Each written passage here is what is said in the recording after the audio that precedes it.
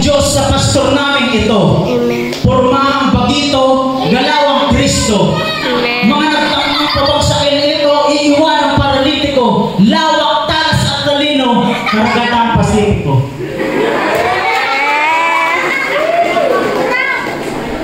Dahil birthday niyo po, pastor, bibigyan kayo ng anak niyong si Delia ng baby lion upang alagaan mo.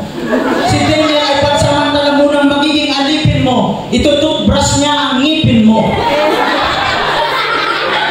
At kayong dalawa ni Pastora ay isasakay ni JP sa kanyang eroplano habang kinakain ng pagkain paborito. Sabay kayong tatalon na ka-parachute. Magsiselfie, couple picture kayo para cute. Sana all! Sana all! Kilig to the bone everywhere. Hashtag love is in the air.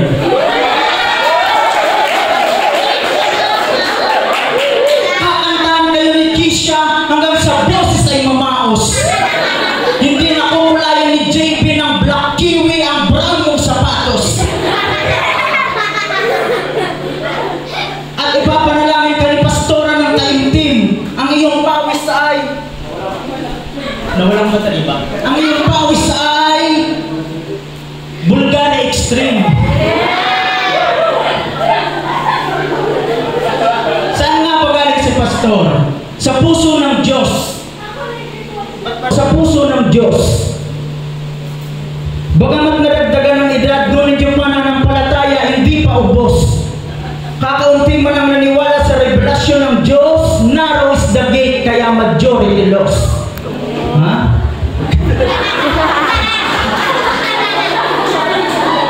What a great rapport and a good report. Bibigyan ka ni Kisha ng tae, time, attention, effort.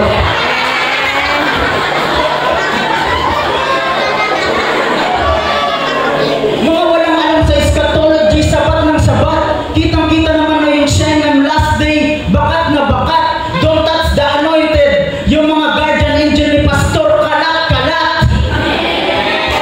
Mga pastor na puro papogi lang. Yung pastor namin, naka-full armor of God, nagpapala ng graba sa tanghaling tapat.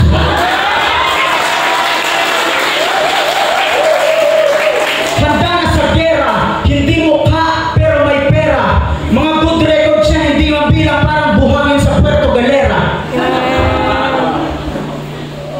Kaya nagpatuloy sa pananampalataya na natiling nakangiti. Ito yung isinakatuparan ng mga plano kahit may kasamang lungangi. Ngunit ganun pa man, ay nakipag-isa sa body of Christ at cup of suffering. Hindi nagulangan ng mga buhaya at matching.